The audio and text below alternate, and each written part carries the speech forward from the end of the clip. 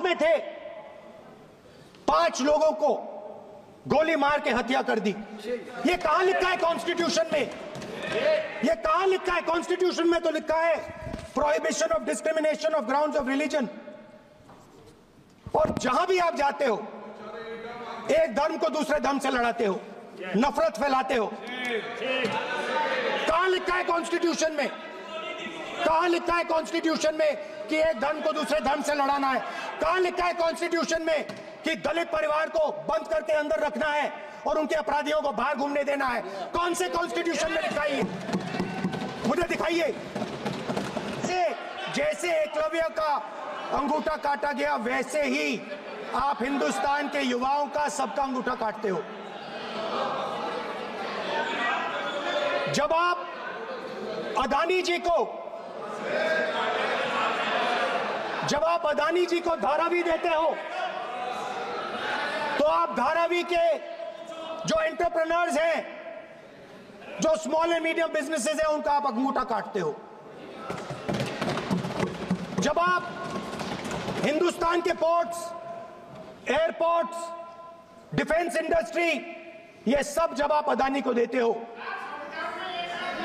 हिंदुस्तान के सारे जो फेयर प्ले बिजनेसेस हैं, जो ईमानदारी से काम करते हैं, आप उन सब का अंगूठा काटते हो जब आप अदानी की मदद करते हो।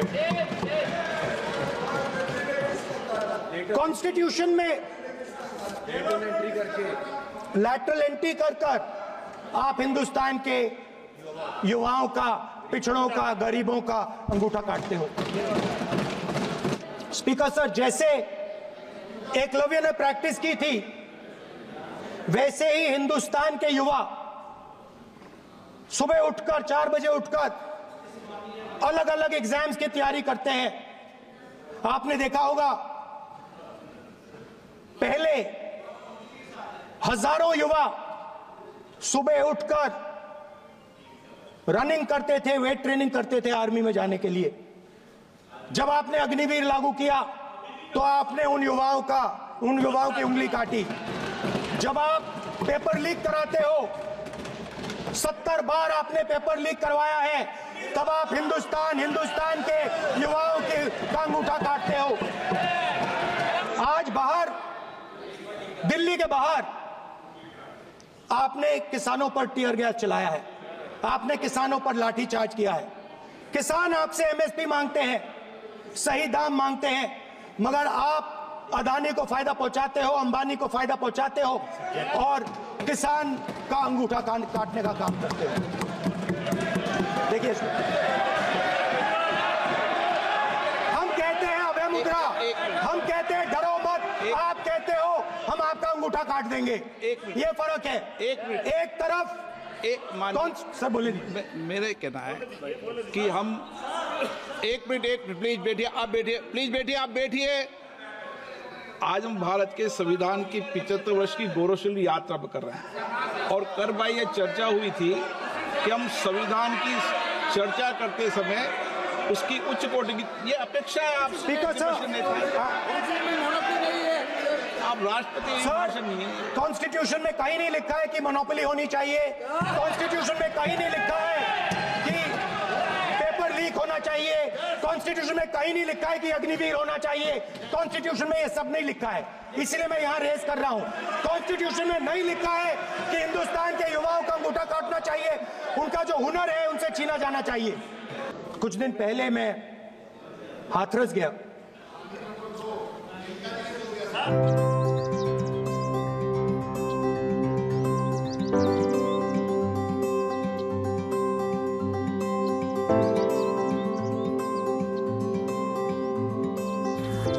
যা, আমরা তো জুস আনতেই ভুলে গেছি। যা কিছুই প্রয়োজন পেয়ে যাবেন যখন তখন।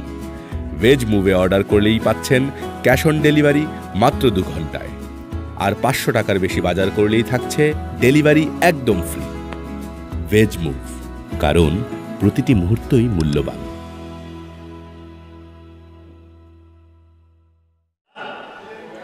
कुछ दिन पहले मैं हाथरस गया।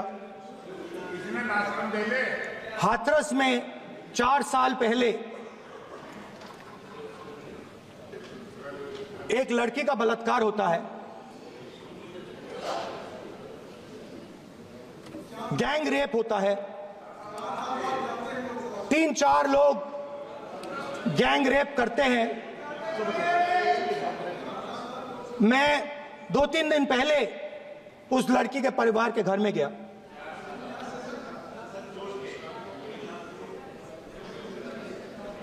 जिन्होंने गैंग रेप किया वो बाहर घूम रहे हैं और लड़की का परिवार अपने घर में बंद है। लड़की का परिवार बाहर नहीं जा सकता है। जो अपराधी हैं वो उनको रोज धमकाते हैं और वो बाहर घूमते हैं।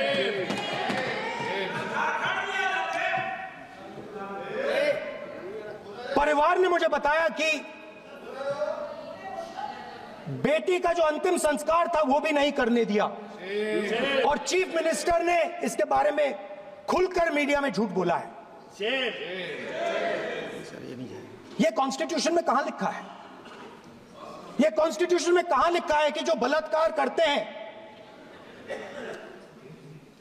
वो बाहर रहे और जिसका रेप हुआ है, जिसके परिवार, उस परिवार को बंद कर दिया जाए? कहां लिखा है कॉन्स्टिट्यूशन में? ये आपकी किताब में लिखा हुआ है, मनुस्मृति में लिखा है, मगर कॉन्स्टिट्यूशन में नहीं लिखा। और अगर आप कहते हो कि यूपी में आपका राज है और वहां पे कॉन्स्टिट्यूशन नहीं लागू होता है, वहां पे मनुस्मृति लागू हो रही है।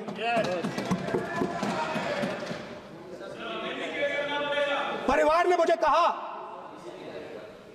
मुझे कहा कि यूपी की सरकार ने उन्हें वायदा किया था, कहा था कि हम आपका रिलोकेशन करेंगे, आपको कहीं और रहने की जमीन देंगे।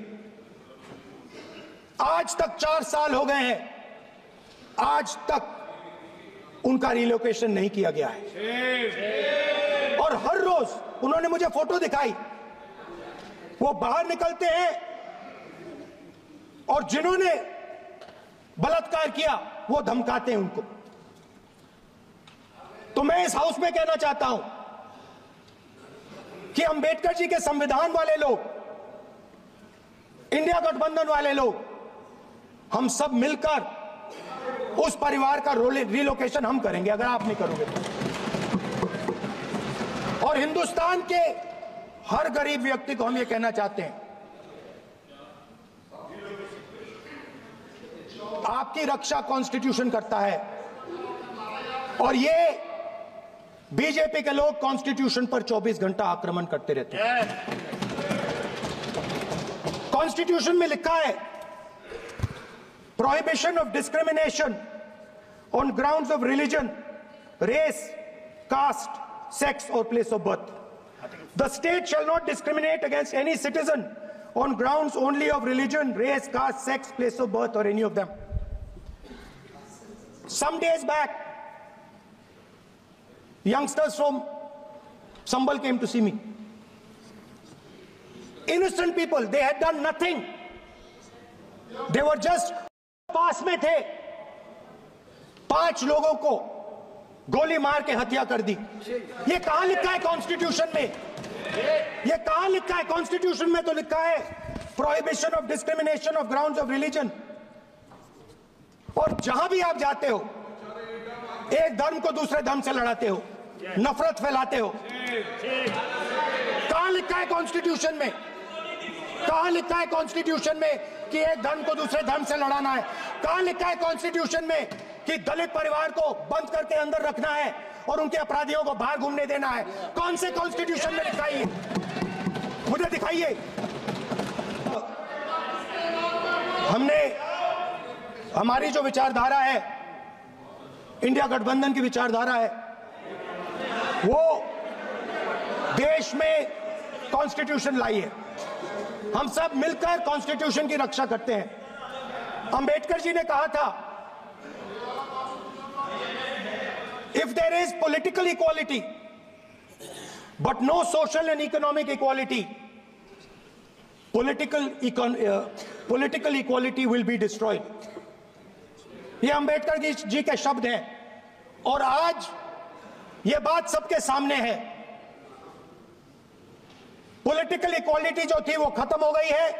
हिंदुस्तान के सारे इंस्टीट्यूशंस कैप्चर कर लिए गए हैं। सोशल इक्वालिटी नहीं रही, फाइनेंशियल इकोनॉमिक इक्वालिटी नहीं रही। इसीलिए हमारा अगला कदम जाति जनगणना होगा।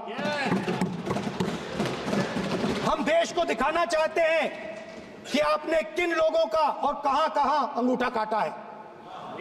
हम दलितों को, आदिवासियों को, पिछड़ों को, किसानों को, मजदूरों को दिखाना चाहते हैं कि आपने किस किस का अंगूठा काटा है। इसलिए जो मैंने वायदा किया था, इसी हाउस में यहां हम कास्ट सेंसस लागू करेंगे और उसके बाद हिंदुस्तान में एक नए तरीके का विकास होगा, एक नई तरीके की राजनीति होगी।